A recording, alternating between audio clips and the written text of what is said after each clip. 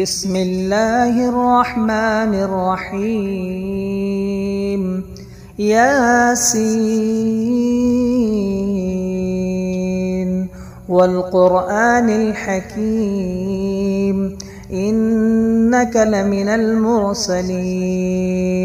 على صراط مستقيم تنزيل العزيز الرحيم لتنذر قوما ما أنذر آباؤهم فهم غافلون. لقد حق القول على أكثرهم فهم لا يؤمنون. إنا جعلنا في أعناقهم أغلالا فهي إلى الأذقان فهم مقمحون. وجعلنا من بين أيديهم سدا ومن خلفهم سدا فأغشيناهم فهم لا يبصرون. وسواء عليهم أأنذرتهم أم لم تنذرهم لا يؤمنون. إنما تنذر من اتبع الذكر وخشي الرحمن بالغيب فبشره بمغفرة وأجر كريم. إنا نحن نحيي الموتى ونكتب ما قدموا وآثارهم وكل شيء أحصيناه في إمام مبين. واضرب لهم مثلا أصحاب القرية إذ جاءها المرسلون إذ أرسلنا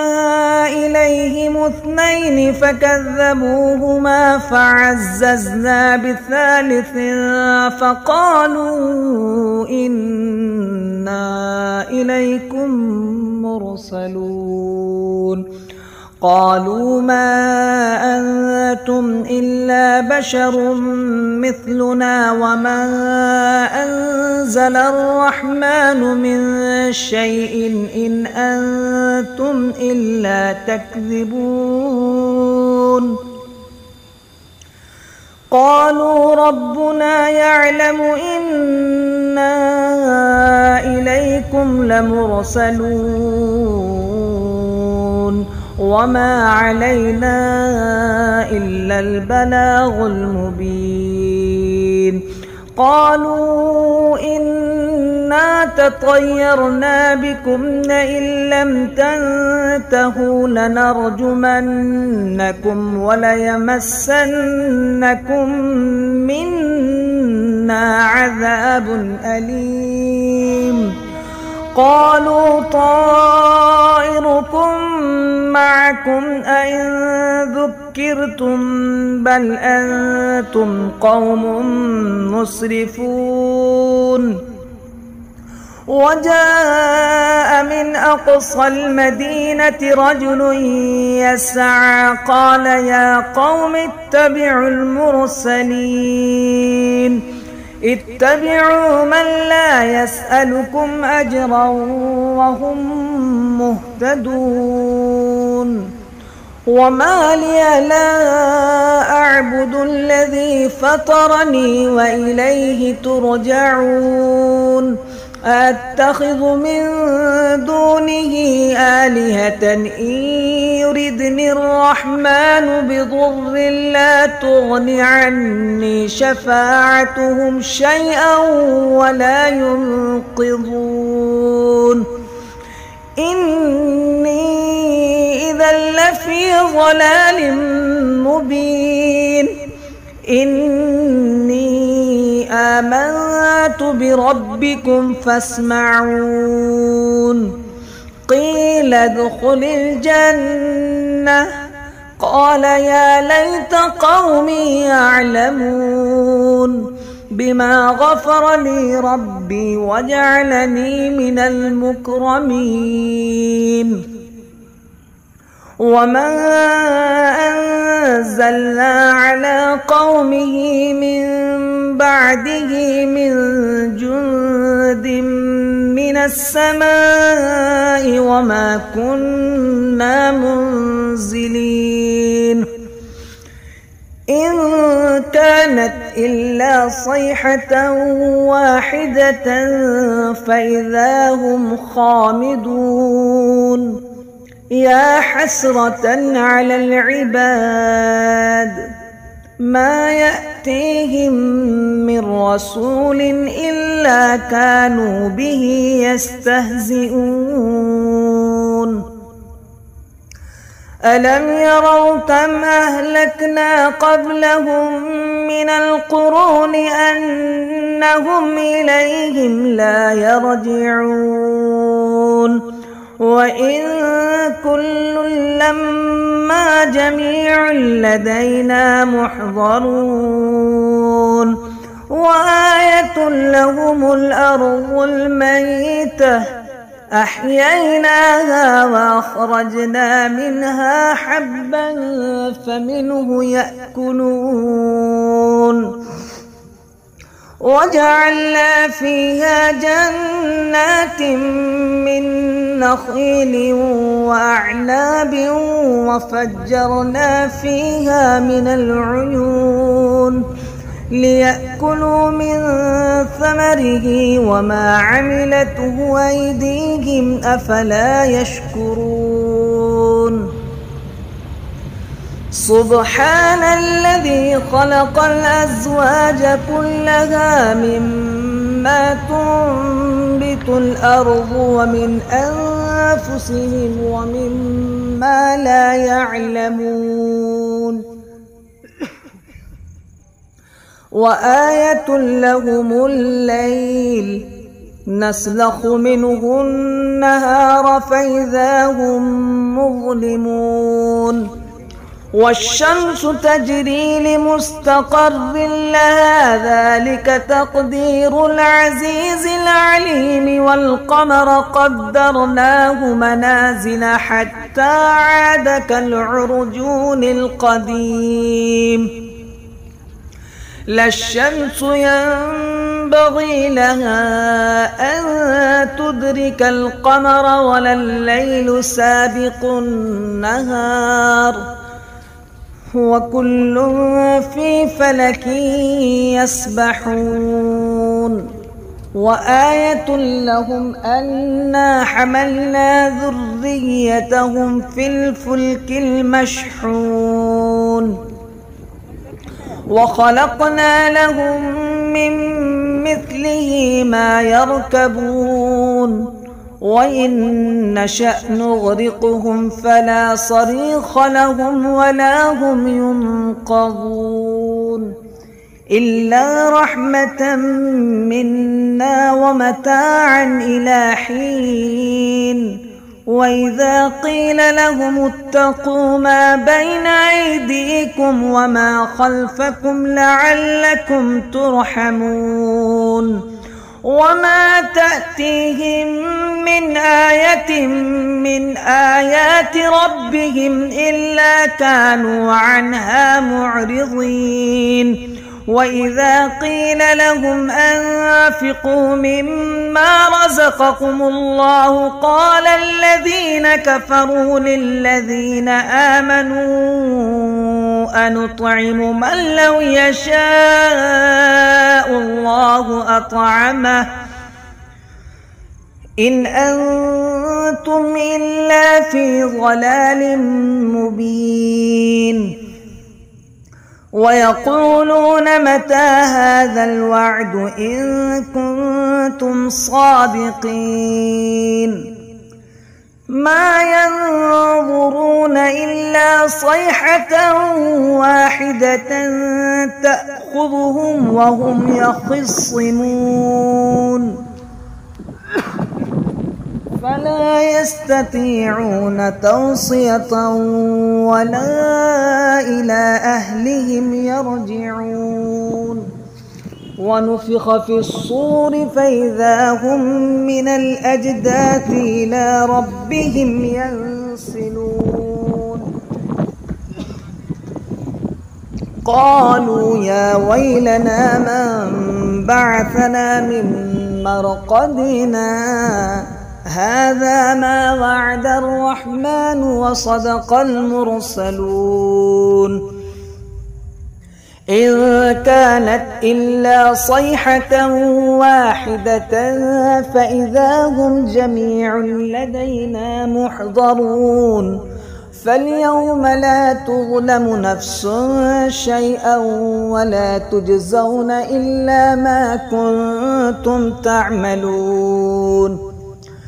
إن أصحاب الجنة اليوم في شغل فاكهون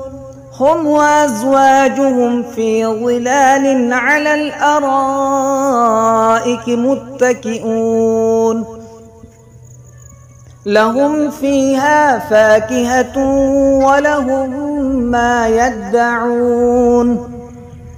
سلام قولا من رب رحيم وامتازوا اليوم أيها المجرمون ألم أعهد إليكم يا بني آدم ألا تعبدوا الشيطان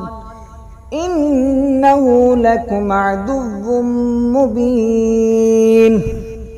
وأن اعبدوني هذا صراط مستقيم ولقد أضل منكم جبلا كثيرا أفلم تكونوا تعقلون هذه جهنم التي كنتم توعدون اصلوها اليوم بما كنتم تكفرون اليوم نختم على أفواههم وتكلمنا أيديهم وتشهد أرجلهم بما كانوا يكسبون ولو نشاء لطمسنا على أعينهم فاستبقوا الصراط فأنى يبصرون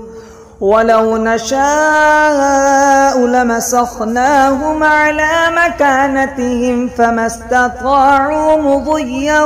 ولا يرجعون ومن نعمره ننكسه في الخلق أفلا يعقلون وما علمناه الشعر وما ينبغي له إن هو إلا ذكر وقرآن مبين لينذر من كان حيا ويحق القول على الكافرين أولم يروا أنا خلقنا لهم مما عملت أيدينا أنعاما فهم لها مالكون وذللناها لهم فمنها ركوبهم ومنها يأكلون ولهم فيها منافع ومشارب أفلا يشكرون واتخذوا من دون الله آلهة لعلهم ينصرون لا يستطيعون نصرهم وهم لهم جند محضرون فلا يحزنك قولهم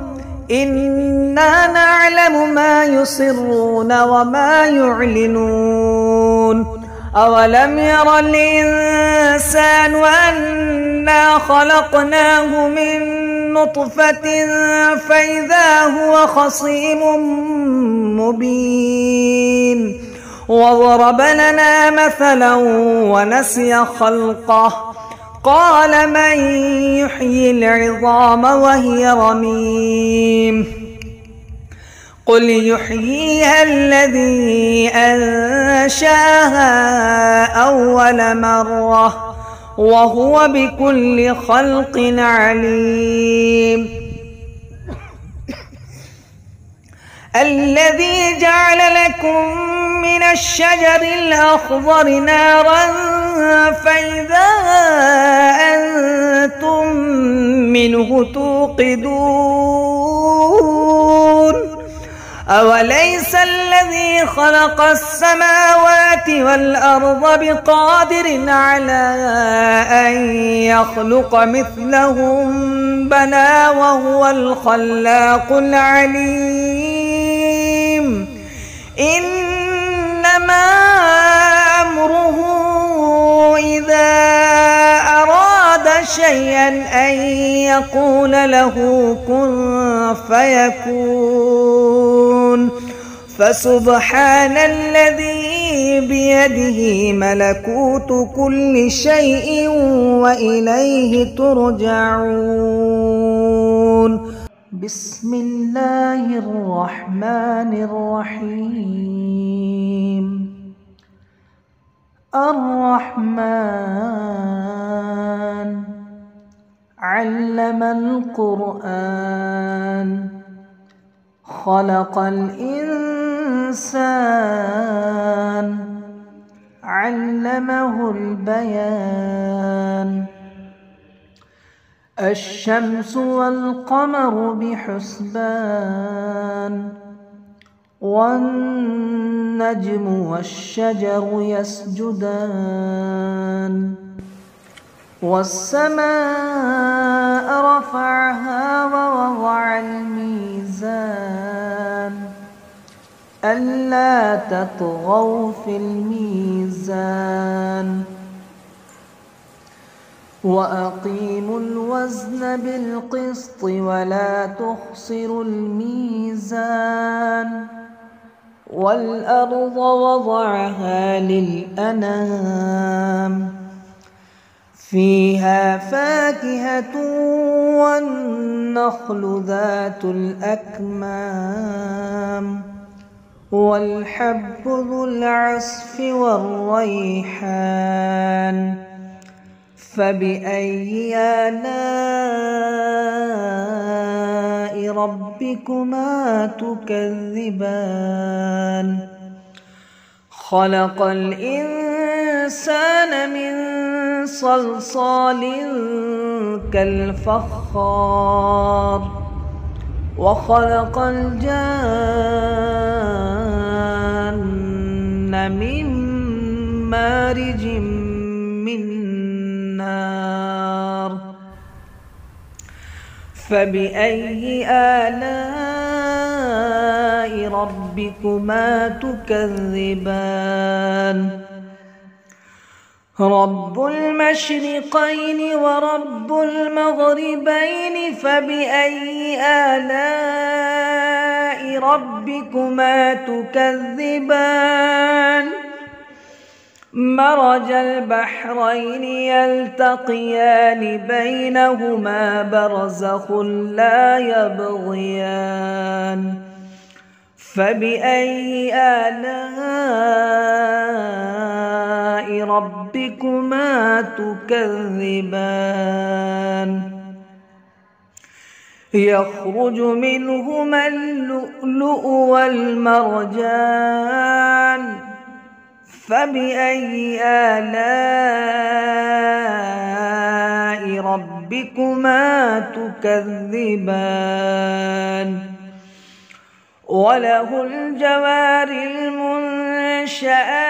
في البحر كالأعلام فبأي آلاء ربكما تكذبان كل من عليها فان ويبقى وجه ربك ذو الجلال والإكرام فبأي آلاء ربكما تكذبان يسأله من في السماوات والأرض كل يوم هو في شأن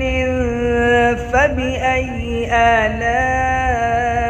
ربكما تكذبان سنفرغ لكم أيها الثقلان فبأي آلاء ربكما تكذبان يا معشر الجن والإنس إن استطعتم أن تنفذوا من أقطار السماوات والأرض فانفذوا لا تنفذون إلا بسلطان فبأي آلاء ربكما تكذبان يرسل عليكما شواظ من نار ونحاس فلا تنتصران فبأي آلاء ربكما تكذبان فإذا انشقت السماء فكانت وردة كالدهان فبأي آلاء ربكما تكذبان فيومئذ لا يسأل عن ذنبه إنس ولا جان فبأي آلاء ربكما تكذبان يعرف المجرمون بسيماهم فيؤخذ بالنواصي والأقدام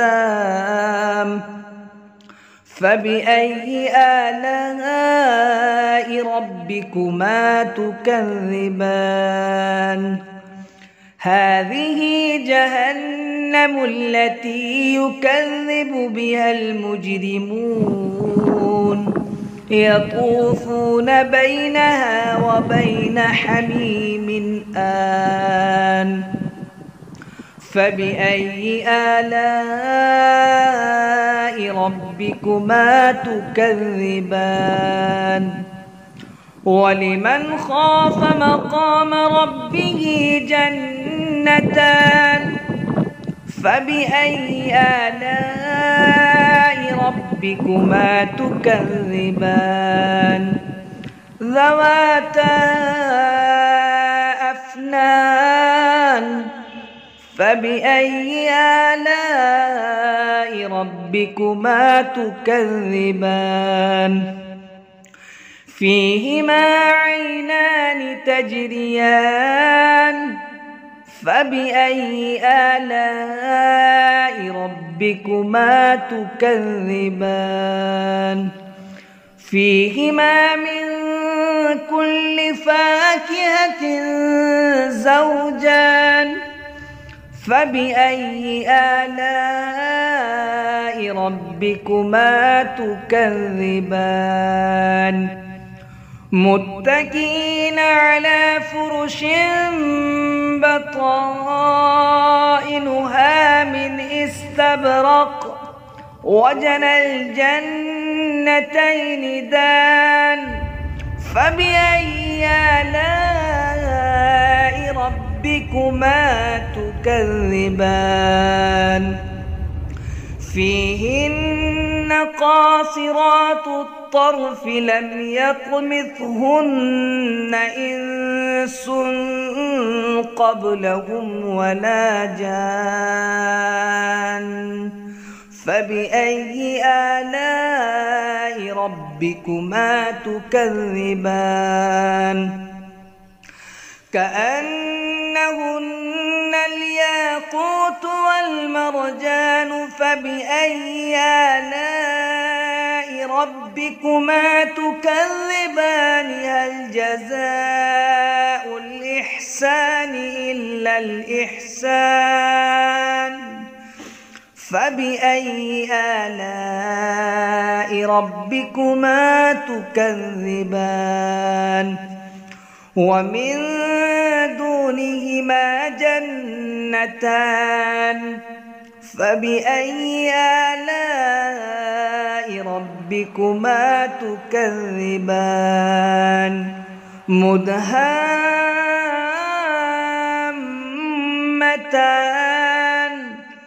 فبأي آلاء ربكما تكذبان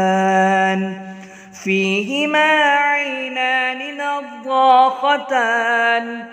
فبأي آلاء ربكما تكذبان فيهما فاكهة ونخل ورمان فبأي آلاء ربكما تكذبان فيهن خيرات حسان فبأي آلاء ربكما تكذبان حور مقصورات في الخيام فبأي آلاء ربكما تكذبان لم يطمثهن إنس قبلهم ولا جان فبأي آلاء ربكما تكذبان متكئين على رفرف خضر وعبقري حسان فبأي آلاء ربكما تكذبان تبارك اسم ربك ذي الجلال والإكرام بسم الله الرحمن الرحيم ياسين والقرآن الحكيم إنك لمن المرسلين على صراط مستقيم تنزيل العزيز الرحيم لتنذر قوما ما أنذر آباؤهم فهم غافلون لقد حق القول على أكثرهم فهم لا يؤمنون إنا جعلنا في أعناقهم أغلالا فهي إلى الأذقان فهم مقمحون وجعلنا من بين أيديهم سدا ومن خلفهم سدا فأغشيناهم فهم لا يبصرون وسواء عليهم أأنذرتهم أم لم تنذرهم لا يؤمنون إنما تنذر من اتبع الذكر وخشي الرحمن بالغيب فبشره بمغفرة وأجر كريم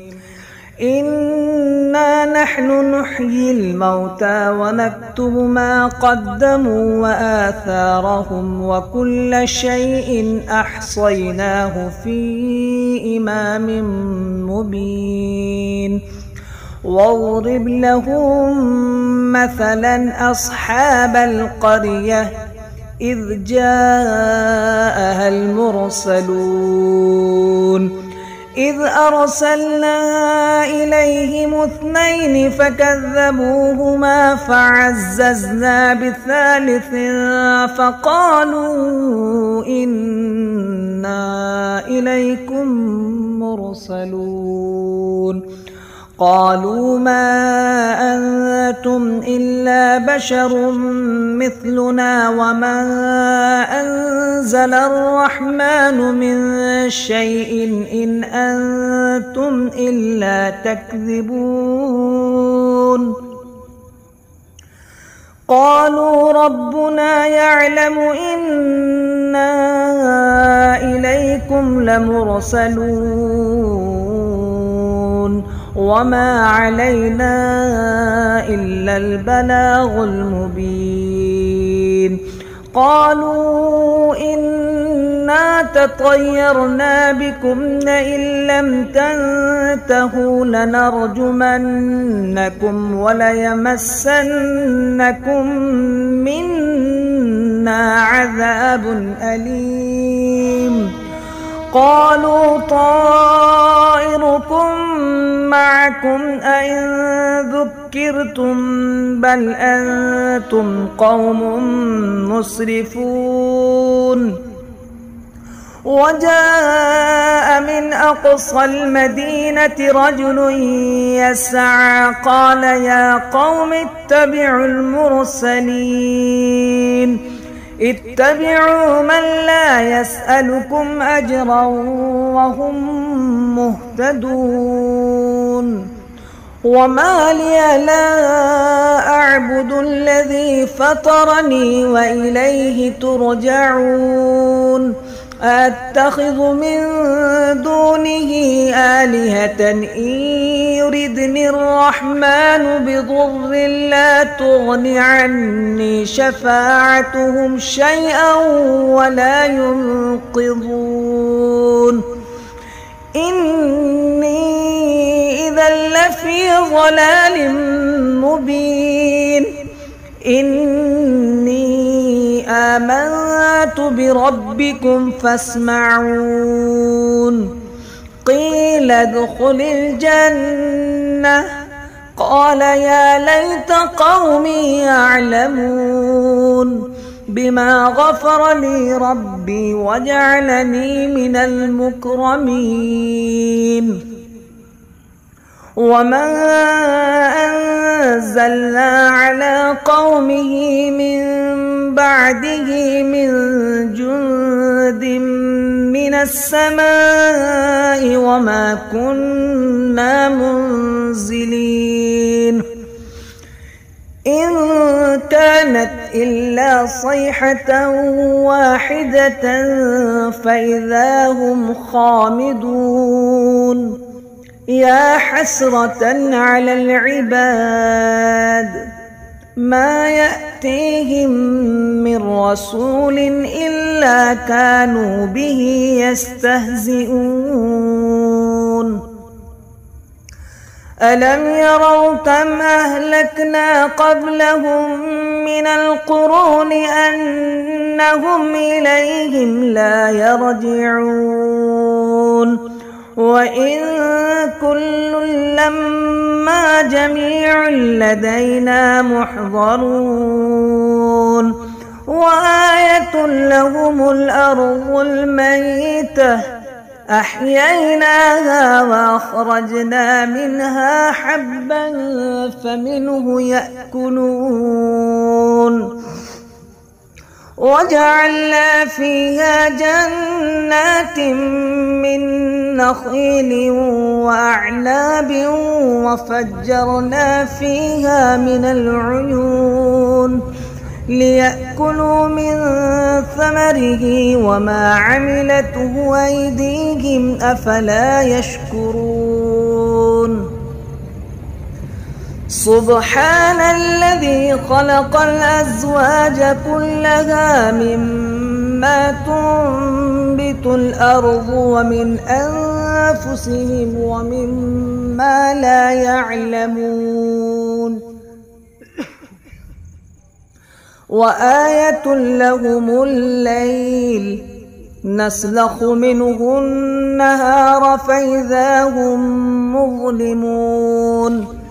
والشمس تجري لمستقر لها ذلك تقدير العزيز العليم. والقمر قدرناه منازل حتى عاد كالعرجون القديم. لا الشمس ينبغي لها أن تدرك القمر ولا الليل سابق النهار وكل في فلك يسبحون وآية لهم أنا حملنا ذريتهم في الفلك المشحون وخلقنا لهم من مثله ما يركبون وإن نشأ نغرقهم فلا صريخ لهم ولا هم ينقذون إلا رحمة منا ومتاعا إلى حين وإذا قيل لهم اتقوا ما بين أيديكم وما خلفكم لعلكم ترحمون وما تأتيهم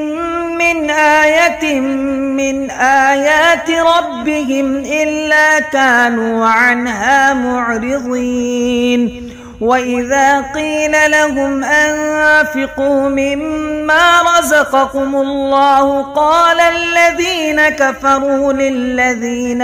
آمنوا أنطعم من لو يشاء الله أطعمه إن أنتم إلا في ضلال مبين ويقولون متى هذا الوعد إن كنتم صادقين ما ينظرون إلا صيحة واحدة تأخذهم وهم يخصمون فلا يستطيعون توصية ولا إلى أهلهم يرجعون ونفخ في الصور فإذا هم من الأجداث إلى ربهم ينسلون قالوا يا ويلنا من بعثنا من مرقدنا هذا ما وعد الرحمن وصدق المرسلون إن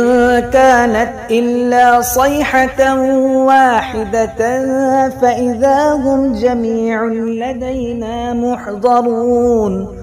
فاليوم لا تظلم نفس شيئا ولا تجزون إلا ما كنتم تعملون إن أصحاب الجنة اليوم في شغل فاكهون هم وأزواجهم في ظلال على الأرائك متكئون لهم فيها فاكهة ولهم ما يدعون سلام قولا من رب رحيم وامتازوا اليوم أيها المجرمون ألم أعهد إليكم يا بني آدم ألا تعبدوا الشيطان إنه لكم عدو مبين وأن اعبدوني هذا صراط مستقيم ولقد أضل منكم جبلا كثيرا أفلم تكونوا تعقلون هذه جهنم التي كنتم توعدون اصلوها اليوم بما كنتم تكفرون اليوم نختم على أفواههم وتكلمنا أيديهم وتشهد أرجلهم بما كانوا يكسبون ولو نشاء لطمسنا على أعينهم فاستبقوا الصراط فأنى يبصرون ولو نشاء لمسخناهم على مكانتهم فما استطاعوا مضيا ولا يرجعون ومن نعمره ننكسه في الخلق أفلا يعقلون وما علمناه الشعر وما ينبغي له إن هو إلا ذكر وقرآن مبين لينذر من كان حيا ويحق القول على الكافرين أولم يروا أنا خلقنا لهم مما عملت أيدينا أنعاما فهم لها مالكون وذللناها لهم فمنها ركوبهم ومنها يأكلون ولهم فيها منافع ومشارب أفلا يشكرون واتخذوا من دون الله آلهة لعلهم ينصرون لا يستطيعون نصرهم وهم لهم جند محضرون فلا يحزنك قولهم إنا نعلم ما يسرون وما يعلنون أولم ير الإنسان أنا خلقناه من نطفة فإذا هو خصيم مبين وضرب لنا مثلا ونسي خلقه قال من يحيي العظام وهي رميم قل يحييها الذي أنشاها أول مرة وهو بكل خلق عليم الذي جعل لكم من الشجر الأخضر نارا فإذا أنتم منه توقدون أوليس الذي خلق السماوات والأرض بقادر على أن يخلق مثلهم بلى وهو الخلاق العليم إنما أمره إذا أراد شيئا أن يقول له كن فيكون فسبحان الذي بيده ملكوت كل شيء وإليه ترجعون بسم الله الرحمن الرحيم الرحمن علم القرآن خلق الإنسان علمه البيان الشمس والقمر بحسبان والنجم والشجر يسجدان والسماء رفعها ووضع الميزان ألا تطغوا في الميزان وأقيموا الوزن بالقسط ولا تخسروا الميزان والأرض وضعها للأنام فيها فاكهة والنخل ذات الأكمام والحب ذو العصف والريحان فبأي آلاء ربكما تكذبان خلق الإنسان من صلصال كالفخار وخلق الجان من مارج من نار فبأي آلاء ربكما تكذبان رب المشرقين ورب المغربين فبأي آلاء ربكما تكذبان مرج البحرين يلتقيان بينهما برزخ لا يبغيان فبأي آلاء ربكما تكذبان يخرج منهما اللؤلؤ والمرجان فبأي آلاء ربكما تكذبان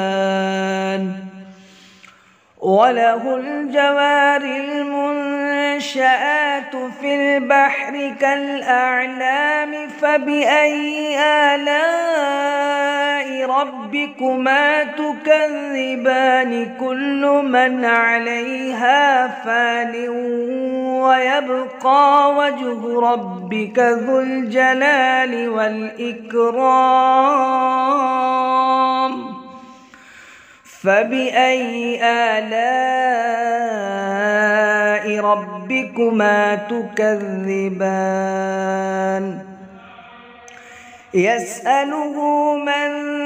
في السماوات والأرض كل يوم هو في شأن فبأي آلاء ربكما تكذبان سنفرغ لكم أيها الثقلان فبأي آلاء ربكما تكذبان يا معشر الجن والإنس إن استطعتم أن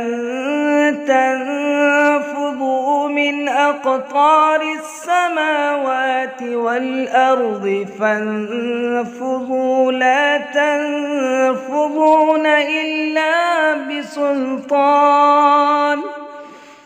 فبأي آلاء ربكما تكذبان يرسل عليكما شواظ من نار ونحاس فلا تنتصران فبأي آلاء ربكما تكذبان فإذا انشقت السماء فكانت وردة كالدهان فبأي آلاء ربكما تكذبان فيومئذ لا يسأل عن ذنبه إنس ولا جان فبأي آلاء ربكما تكذبان يعرف المجرمون بسيماهم فيؤخذ بالنواصي والأقدام فبأي آلاء ربكما تكذبان هذه جهنم التي يكذب بها المجرمون يطوفون بينها وبين حميم آن فبأي آلاء ربكما تكذبان ولمن خاف مقام ربه جنتان فبأي آلاء ربكما تكذبان ذواتا أفنان فبأي آلاء ربكما تكذبان فيهما عينان تجريان فبأي آلاء ربكما تكذبان فيهما من كل فاكهة زوجان فبأي آلاء ربكما تكذبان متكئين على فرش بطائنها من استبرق وجنى الجنتين دان فبأي آلاء ربكما تكذبان فيهن قاصرات الطرف لم يطمثهن إنس قبلهم ولا جان فبأي آلاء ربكما تكذبان كأنهن الياقوت والمرجان فبأي آلاء ربكما تكذبان هل جزاء الإحسان إلا الإحسان فبأي آلاء ربكما تكذبان ومن دونهما جنتان فبأي آلاء ربكما تكذبان مدهامتان فبأي آلاء ربكما تكذبان فيهما عينان نضاختان فبأي آلاء ربكما تكذبان فيهما فاكهة ونخل ورمان فبأي آلاء ربكما تكذبان فيهن خيرات حسان فبأي آلاء ربكما تكذبان حور مقصورات في الخيام فبأي آلاء ربكما تكذبان لم يطمثهن إنس قبلهم ولا جان فبأي آلاء ربكما تكذبان متكئين على رفرف خضر وعبقري حسان فبأي آلاء ربكما تكذبان تبارك اسم ربك ذي الجلال والإكرام.